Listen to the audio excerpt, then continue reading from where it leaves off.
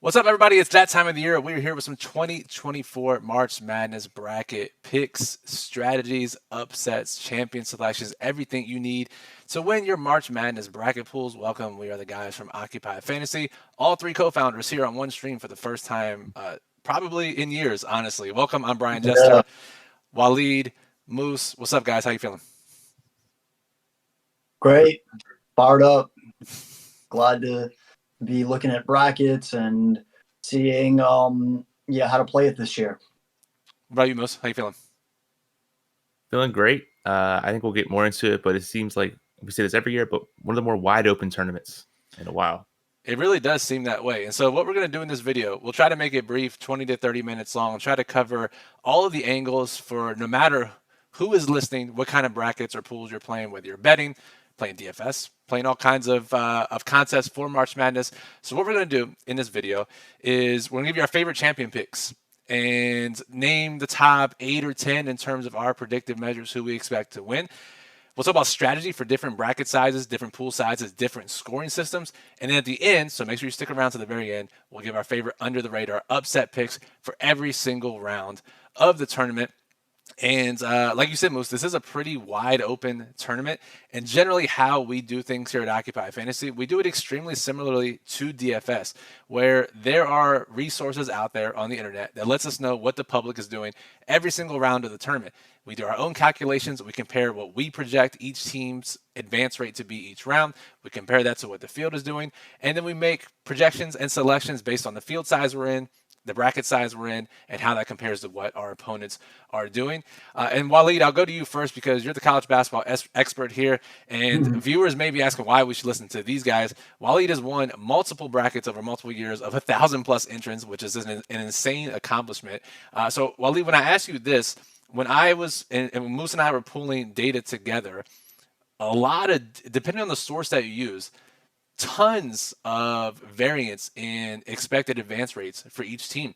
And then you compare that to what casual bettors are talking about or experts are talking about how wide open this field is.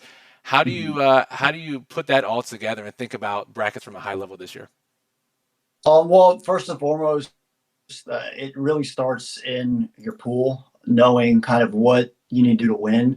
I had a friend ask me today as he's filling out a bracket. I think he was talking about like the 7-10 seed line, and he was just thinking Texas versus Colorado State, and I was spending a lot of time on that. And I was like, "What's your scoring format?" He said it's 1, 2, 4, 8, 16, 32. It's like, don't worry about it, right? Like it's not worth the brain power.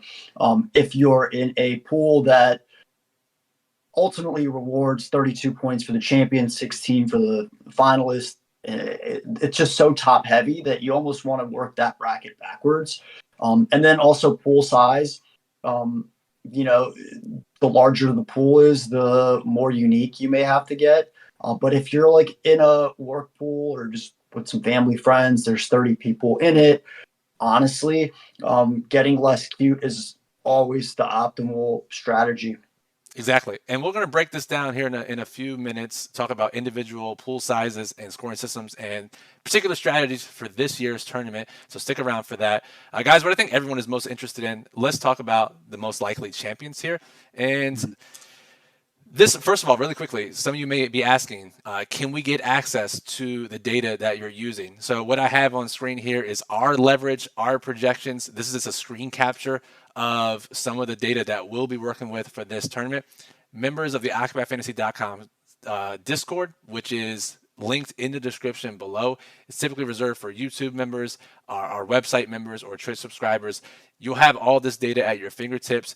We'll post that link Tuesday evening. We're recording this Tuesday morning, so make sure you check that out if you want the full access to all the data to make all the decisions for your bracket.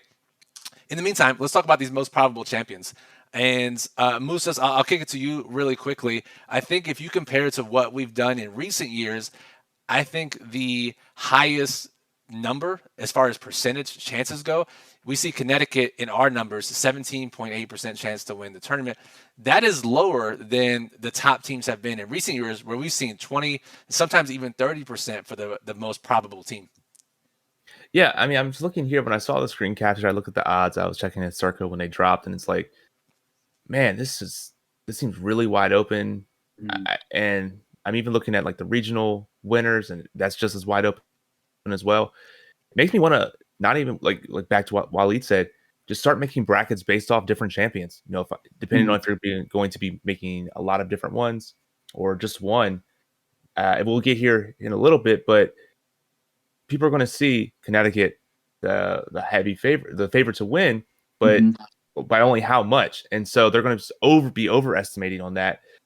So as I see towards these top of probable champions, it makes me think I'm probably not going to have in large pools any of these top 3, 4 or so. Yeah.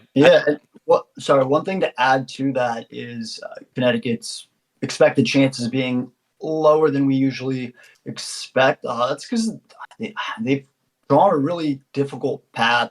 They have 2 other top 5 KenPom teams in their region, and then also Illinois, who's 11. So if you really think about that, that's a very rough draw. So it's almost less, I think, about where Connecticut's strength as a team is relative to past teams as much as it is their path. And as a result of that, when you have a loaded side of the bracket, that's going to lead to other parts of the bracket that may have less of those, very well analytically rated teams. Exactly. And so this chart I have pulled up right now is our championship probability versus what the public percentage is. And as I said, we gather what public brackets are doing and we turn that into basically ownership as we look at it in DFS. And we see Connecticut having the worst leverage of all champions as of right now. And again, these are going to shrink together. But as of right now, Tuesday morning, nearly 30% of public brackets are picking Connecticut to win. And again, that will change depending on how many people in your pool, the area of the country that you're in, how sharp the bracket is. But right now, we have them at roughly 18% to cut down the nets, but 30% of people are picking them to win. And we'll go team by team here for the top 8 or so, Walid, and I'll name the team.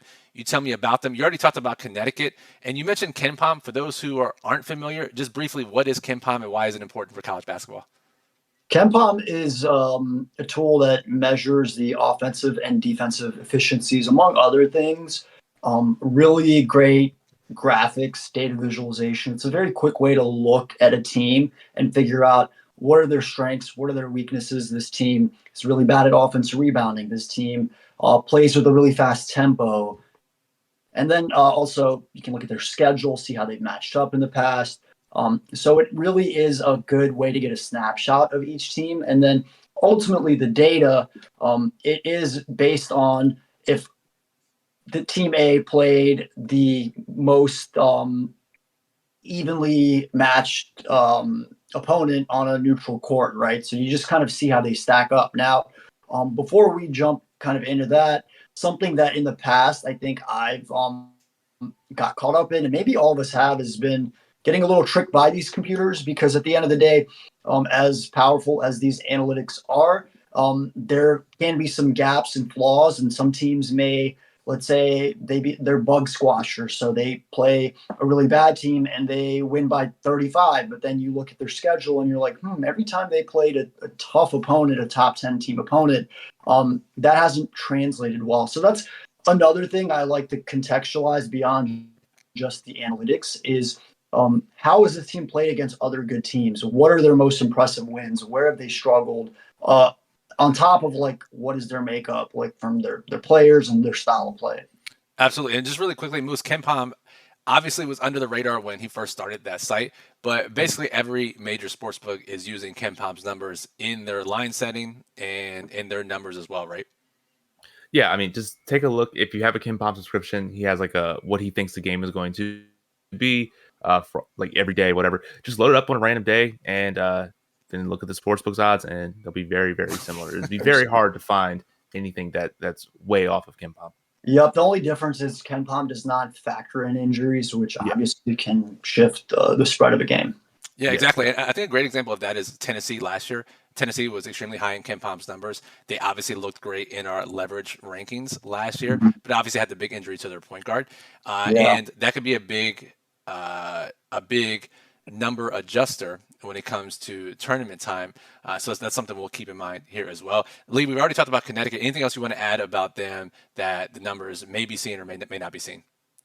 No, I mean, I think they're clearly the best team in the nation based off the resume they've put together this year. Consistent. They have kind of what you look for across the board in a potential, title contender. And yeah, I'd say if they were in, let's say we swap them with North Carolina, I all of a sudden think that the percentage of them winning the championship and the leverage, like there might be better leverage in a situation like that. For sure. All right, moving on to Houston, who has been positive leverage seemingly for the past 10 years since we've been doing brackets. They're now the number 2 most likely team, according to our numbers, to win the championship at 16.2%. And there actually are positive leverage right now.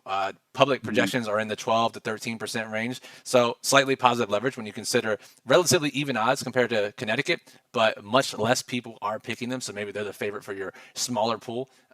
So talking about Houston, Walid, and again, we keep this brief for each team, but just maybe some high level points. Yeah, great backcourt experience. They are a gritty team, one of the best defenses in the nation. Really, my concern with them is they're just not a good shooting team. And I think they're 230th in effective field goal percentage. And out of all the 4 factors, that's usually that is the most weighted one. So, but they do everything else well. They're, really well coached. They just have a specific style of play, which I think brings a high floor. But when you go against better teams, they don't. I don't think they're above like their analytics might say.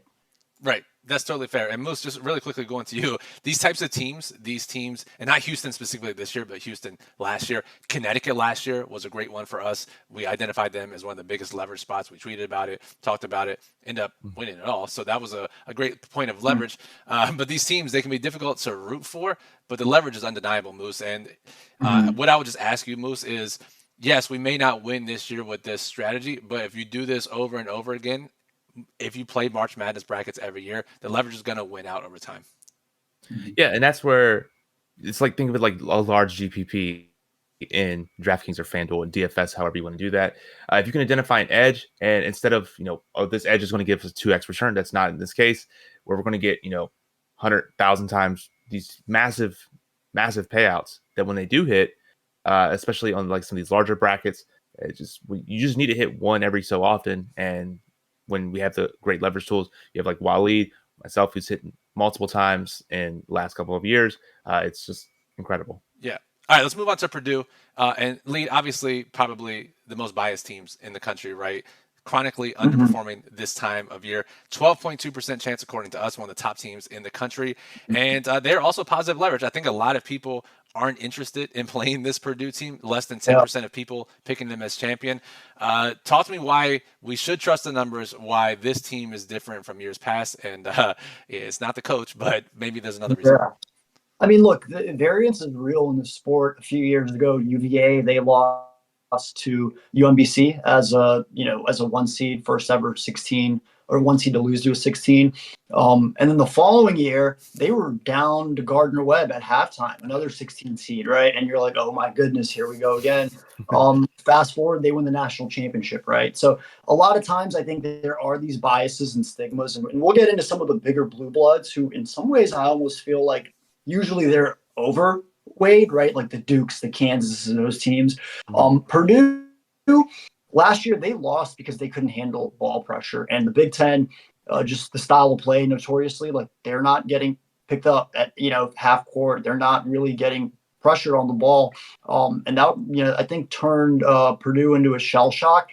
I like Matt Painter as a coach. I would assume that like when something like that happens, you really have to change your focus on what you're kind of emphasizing. And this year, I mean, they've had, look at their wins. They beat Gonzaga, Tennessee, Marquette, all on neutral courts. They beat Alabama. They beat Arizona. Their resume is better than anyone's in the nation. You can't even argue that. So then it comes down to, I mean, look, how much have some of these players developed? Braden Smith, Fletcher Lawyer, some of these guards. They got Lance Jones, transfer, who's played well. You could say they might have a gimmicky style of play, but I'll just say they have as good of a chance as anyone to win this thing. And what we'll find is every team is flawed, right? So if you want to pick Purdue apart for kind of what they can struggle sure, but I don't think there's a reason to overweigh that just because they just lost last year. That's very true. That's a really good point there. All right, let's move on and let's talk about those are the only 3 teams with a greater than 10% chance, according to our numbers, of winning the tournament this year. And I think where we'll find a lot of leverage, especially if you're playing larger pools or making multiple in smaller pools, this next group of teams provide leverage. And yes, not many people are picking them to win. And that's Arizona, Tennessee, Auburn, Iowa State. But then we have North Carolina. So let's talk about North Carolina next because we only have them at 4.6% chance of winning, yet they are being picked in roughly 10% of brackets as a top seed. This is one of the lowest top seed projections that we have had since doing this. So, Lee, why do you think the numbers are so low on North Carolina, and why do you think they may be wrong, or do you actually think that the field is overvaluing them? It's funny. Anytime you get the brand North Carolina, I think naturally you're gonna get gravity towards them.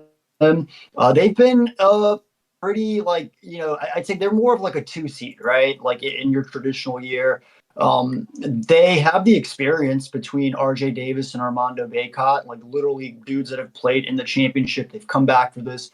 Last year they came in #1 ranked in the nation, total letdown season. They had some chemistry issues. They seem to have figured those things out. But they're just a team to me that is has such a high variance. So they could easily lose in the second round. Like going into a game against Michigan State, like they'll probably be like 4.5, 5.5 point favorites, right? Which you probably feel a little uneasy about. But given the nature of the rest of the bracket, they also, if they get, I could easily see them get to the Final Four as well. So I think for that, it just depends on how much variance you're looking for. North Carolina is definitely a team that can provide a wide range of outcomes. Let me ask you this, and I'll pose this question to both of you guys. If you're playing, whether it's the large DraftKings tournaments that they're offering their pools, or you're playing your local pools, I think in local pools, I'd be more willing to just match what the field is doing and not get burned by them. I think in the larger contests, you can take stands and play it according to what our numbers say. But Lead, how are you planning on handling North Carolina? Are you planning on just being a little bit more even with the field because they are so volatile, or are you going to take some stands?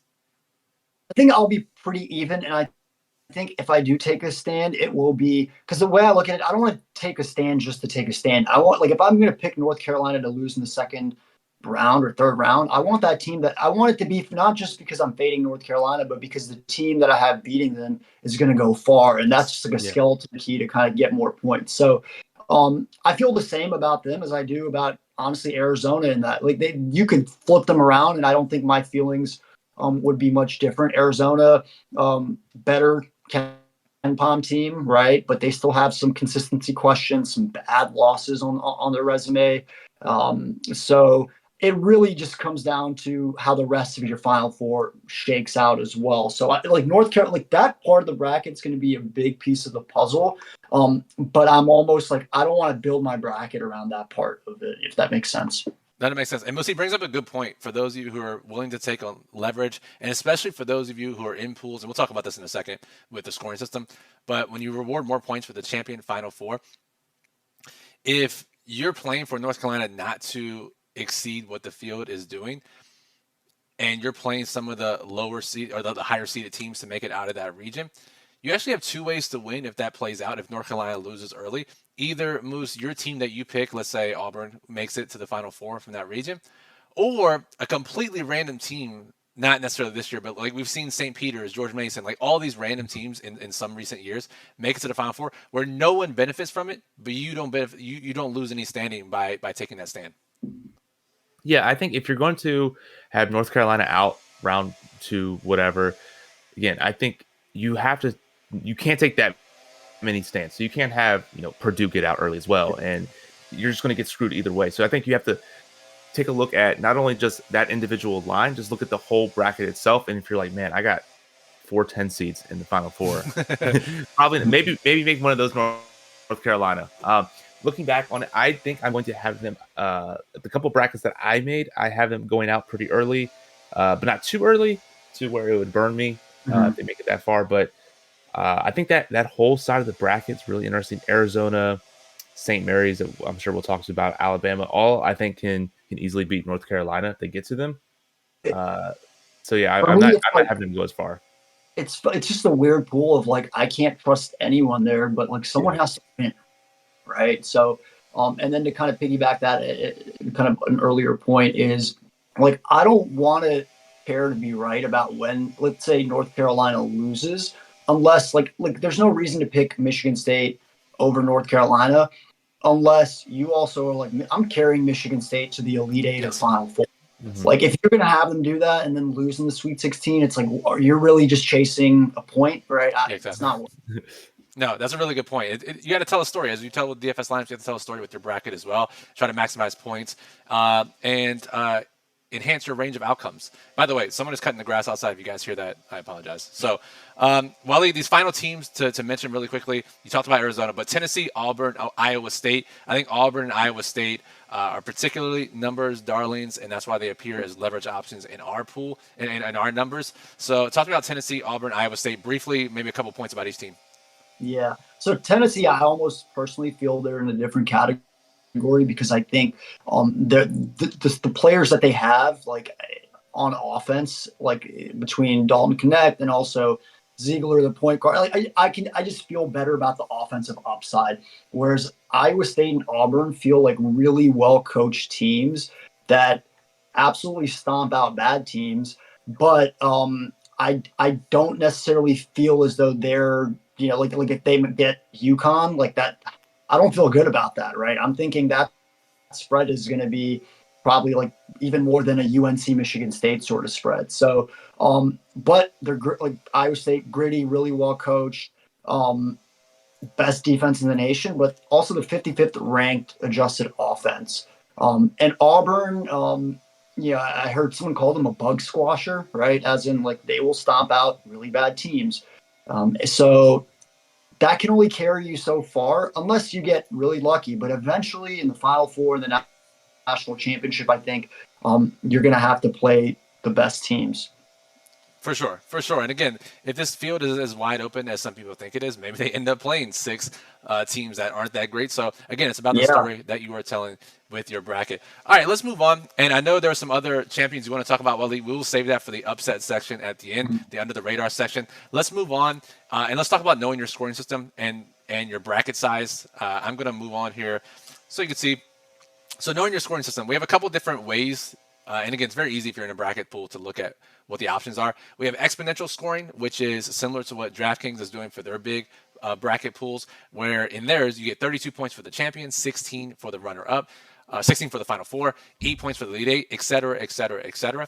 And basically, that makes the very initial round or two really not that important to your overall score in the bracket pool. Compare that to sequential scoring, where you get 1, 2, 3, 4, 5, 6, depending on the round. Now you can have a much higher win rate in the earlier rounds and not even have the right champion and still win your bracket pool, even in larger pools. So it's really interesting. And then there are some pools that do have upset multipliers, bonus points, or multipliers for higher seeds winning. And again, that's where you want to take even more account our leverage. Moose, I'll go to you really quickly. I know a lot of smaller pools have sequential scoring. Some have exponential scoring as well. I know you've had success there. But really, if you're playing those types of contests, you're really, especially smaller pools, you're just looking to play what our numbers are saying are really the best plays each round, right? Yeah, I would say play the best plays. If you're playing in a really small pool for sequential scoring and you know what people are going to do, I think you take your stand with your national champion, maybe your Final Four, one or two Final Four teams, and then just kind of match the field on that because really hard to get 64 games right in the first round. So first two rounds. So yeah, I would just say the smaller the field in sequential scoring, match the field more, and just get different in your champion Final Four. And look, I think the government has to intervene because I've seen way too many small family friend bracket pools where it is multiplier scoring, exponential scoring. Yeah. And it's like, what are we doing? We're actually zapping like this is supposed to be fun. Like, let's actually use that to enjoy the earlier rounds and put some weight on the first and second round versus whoever gets the champion right is going to win. You can miss you could go 16 to 32. So anyway, just tangent on before, if you have a friend who's hosting the pool, like, and it's like 20, 30 people, definitely be like, can we make this sequential or else why we're just kind of killing the fun. Exactly. No, exactly. And in smaller pools, you see a lot of people try to predict upsets, and that dictates the rest of their bracket. But really, and maybe Walid, you can answer this really quickly. If you're in smaller pools, you see a lot of people picking 13s over 4s or 12s over 5s. Obviously, is the popular one. But if you just pick you might not get those upsets unless you're in upset scoring. Then obviously that changes things. But if you're not in Right. upset scoring and you just play straight up, you might miss some upsets. But you're gonna be top 2, top 5 in your pool Yeah. after the round of 6, after the round of 32. If you're not trying to predict upsets.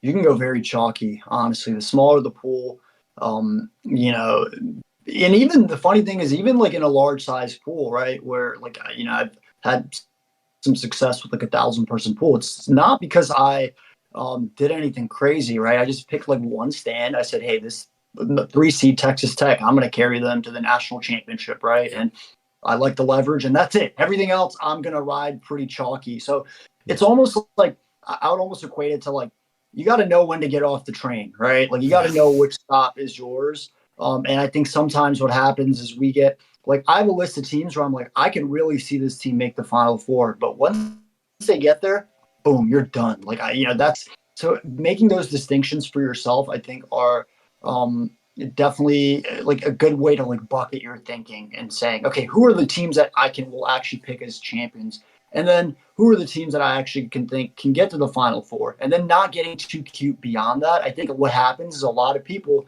they have a really good bracket and they get that 3 or 4 seed, right? That might get to the or 5, 6 seed that gets to the Final Four, but then they carry them to win the championship, and someone else who just had a more chalkier champion ends up passing them. Yep.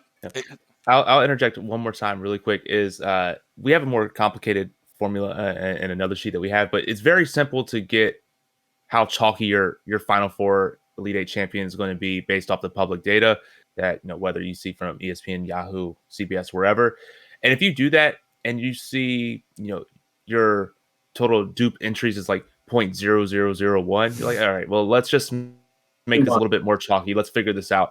And maybe if it's 10, 15, 20, you're like, all right, let's dial it back a little bit. So have some sort of like mathematical part outside of your like just generic thinking. Say this is too chalky, this isn't chalky enough, and that'll help you a long way too.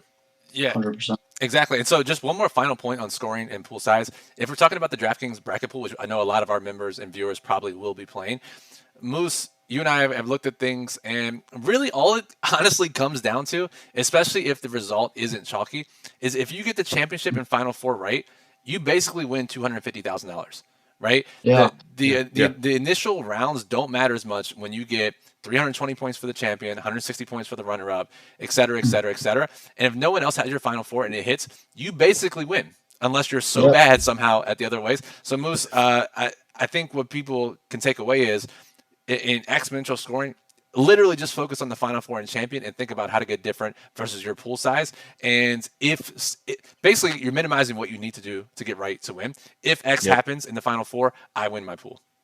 Correct. And then to kind of feed off that, so last year, for instance, we had a really bizarre Final Four. UConn, that didn't surprise anyone, given how good of a team they were. But you had FAU, who's 8 or 9 seed. You had San Diego State in the championship game.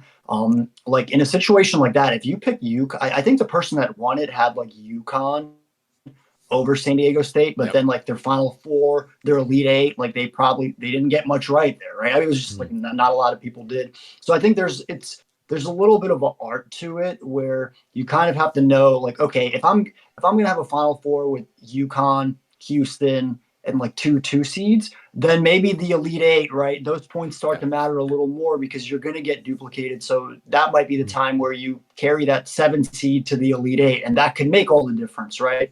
But yeah, that's spot on. I think I looked at like before last year, the 2 previous years, the general average was like the winner got the champion right and the runner up right, and then maybe 2 of the 4 Final Four and like 4 or 5 of the Elite Eight teams. That's all it takes. So you don't need to get 7 out of the 8 Elite Eight, or even in some cases 3 of the 4 Final Four if you get the champion right.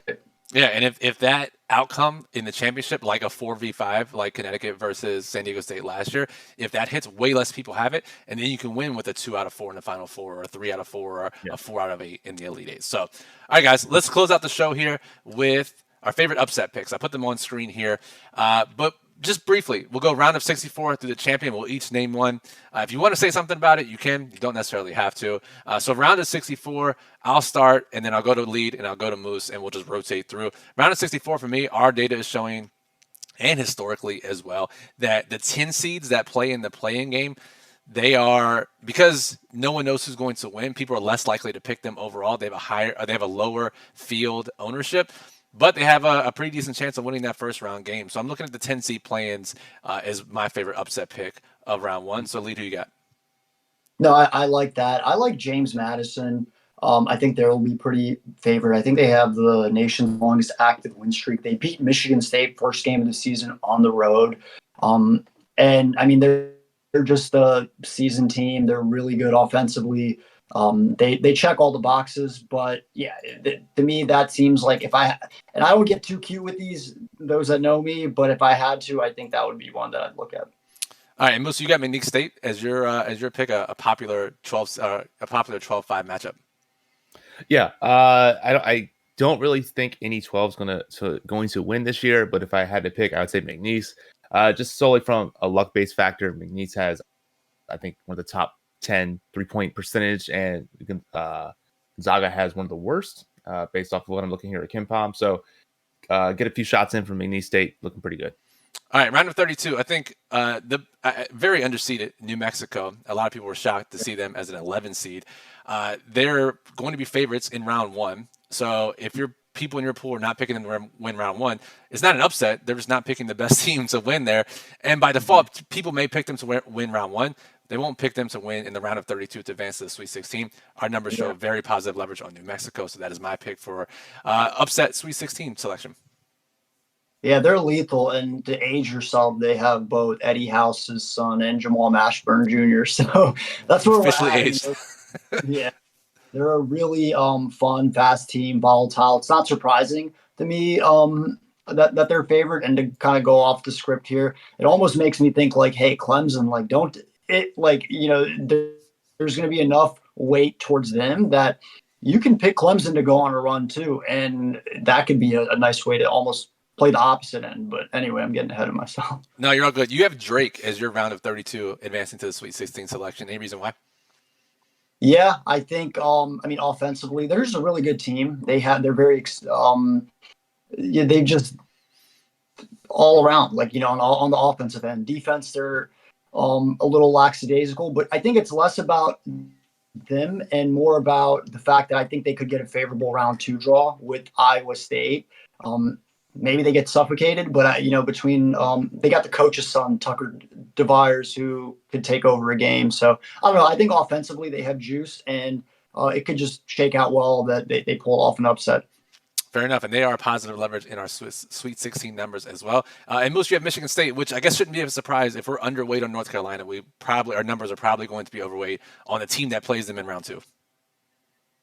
Yeah, and if you're like me, who has John Rothstein on push notifications every 3 days, you'll get January, February, Izzo, April. So you know how it is. So Michigan State. One funny comment on Michigan State is all the people that I know that follow college hoops closely, they're so done with this team because they've just disappointed and underachieved. But they have a lot. I mean, minus Joey Hauser, they have a lot of the same guys they had last year.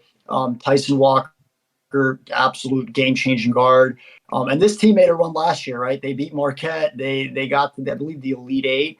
And yeah, with that, it's not a complicated story to tell yourself. They've just been such an inconsistent team. But I bet a lot of people that just know the brand are going to feel good about that. And it's going to be hopefully a win for the casuals and the diehard hoops fans end up being like, how do they get together now? Very, very possible this year. All right, guys, we are running out of time. I'm just going to name our Sweet 16 through champion picks that we consider upsets, and then we'll each talk about one team from that group. So for me, I have Texas Tech as the upset, advancing to the Elite Eight. Auburn to the Final Four, St. Mary's to the championship, Alabama as the champion. Now, again, St. Mary's is a 4 or 5% chance makes it into the national title. Alabama we have as a 2% national title winner, which is double the leverage. Again, that's a large pool play only. But I would choose to talk about Auburn here, who Lee talked about earlier in their analytical profile, why they may be a little bit overvalued. Looking at our numbers, though, we have them as one of the best leverages in every single round of the tournament. And so those teams generally have treated us well, and they make for extremely interesting sweats. Now, if they're like UConn last year, they become extremely profitable sweats. If they're like Tennessee last year or other teams in the past, Houston teams in that vein, then it still gives you a very nice sweat at positive leverage. Auburn's that team for me. Lead, you have Duke and Kansas as teams that are actually being overlooked, despite their blue blood status. Like you said at the top of the show, you like Tennessee as the champion, but maybe this would be a chance for you to talk about those blue bloods you referenced earlier and why they're actually pretty decent bets this year. Yeah, I mean, I think Kansas, they've dealt with injuries. I mean, their front court they have 2 All-Americans in their front court who have been banged up. They're inconsistent, but I think their starting 5 is really as good as anyone in the nation. They have Bill Self, who obviously knows how to coach in March.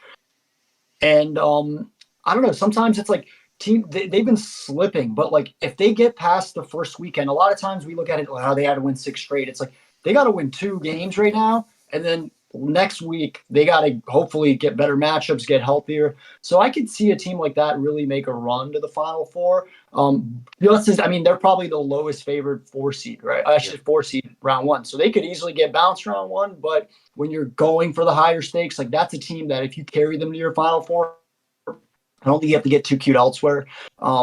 Tennessee, it's just a team that it's like the DNA, just when I look at the team, the experience, the players that they have, the continuity. Like if Rick Barnes wasn't coaching this team and he didn't have his reputation, I think everyone would act like all the college hoops heads would really be on this team because they check a lot of the boxes. They got the seasoned point guard.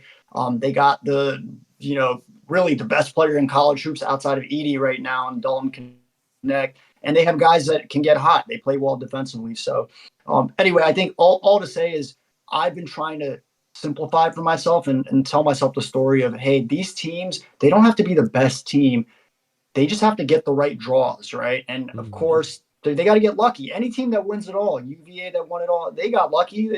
Refs gave them a game down the stretch. But like that's part of it. So I try to almost like lower the expectation of what it takes for a team to even get that far. And here's if you take away one thing, right? Every team has to get lucky to advance to a certain point and win the championship. And if every team needs some sort of variance in a game like college basketball, don't be picking the teams generally, depending on your pool size, that more people are confident in than they should be. So we're going to play into the variance, and we're going to play the ownership game like we do in DFS. And we'll close out the show, Moose. You have New Mexico as your upset into the Final Four, BYU making the championship, Creighton as your champion. Any of those teams you want to just touch on really quickly?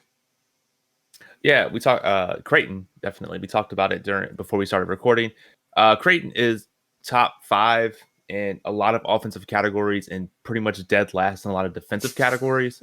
So I feel like this is one of those teams that if they get the right path, they get hot, anything can really happen. I know they say defense wins championships, and Creighton does not fit that category whatsoever. But with such a field wide open, I see them where they can hit shots for a couple games, and anything can happen once you're in the Final Four. Yeah, we have them as a 2% chance of winning the championship, and it is positive leverage, obviously, for larger contests. But these numbers, when you see them 1, 2, 3, 4% to win pre-tournament, those numbers can jump into double digits pretty quickly once we get one of these top teams knocked out. So that leverage becomes realized and more of a chance of happening once the tournament gets underway. So, boys, I think we'll close out the show here. Any final thoughts? I think we've hit a lot of different points. But, Lead, I'll give you the floor if you have anything we haven't touched on. No, just say it's an art and a science, like trying to kind of not get too caught up in the spreadsheets. Sometimes I know that's when you don't follow the sport, it's very easy to kind of look at that and just say, hey, I know this team. But doing a little research, just reading a little bit about the teams, there's a lot of injuries right now. Things that can actually impact like how a team performs today versus how they perform a couple weeks down the line. So a little reading will at least go a long way. There's some great blurbs. The Athletic CBS Sports. Just get an idea of the types of team, the archetype you're dealing with, and then decide. You know, marry that with the data, right? So I think the best way to do it is like don't get caught up on either extreme. Like you don't want to just go off vibes because oh they got this guard that I think is nasty, so I'm going to carry them all the way.